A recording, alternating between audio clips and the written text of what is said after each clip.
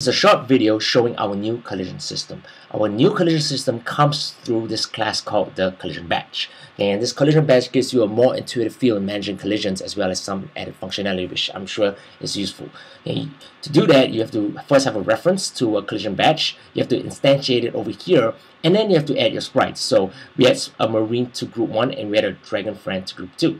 What the CollisionBatch does, it always checks for collision between each pairs of sprites, one's in group 1 and one in group 2.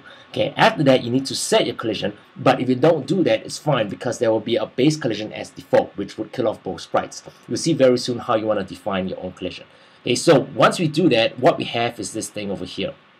Okay, so I'm moving my Marine around and I'm going to hit the Dragon. It's checking for collision between me and the Dragon, and I did, and both of them are gone. Okay, so after that, we also toyed this idea of the hitbox. So what if you want only particular regions of the sprite to be able to be hittable? Okay, so we're going to set the Dragon on a certain portion, left side of the portion as the hitbox, and for the Marine, we're going to set a rectangle, and what you have is something like this over here.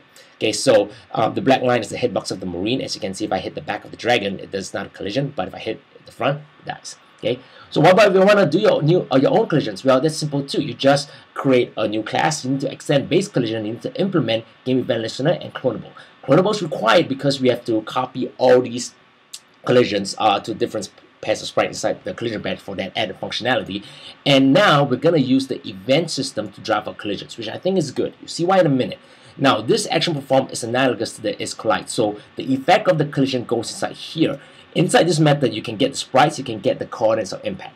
Now the question is that what if you want to add other effects which is outside these two sprites? Well, that's simple. You add private variables here, and then you can instantiate them over here, and then you can have the collision affect them inside this method over here. And we've done that with outsprite collision.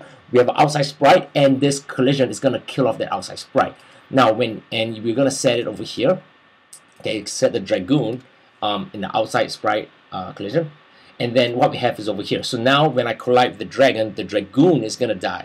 Okay, like so. Okay, so finally, what if we want to add stuff into the playfield? We've done that with center collision. Again, you can now define your own private variable as a playfield, and then we're going to add a center clause whenever a collision happens. And when you do that, what you have is something like this over here.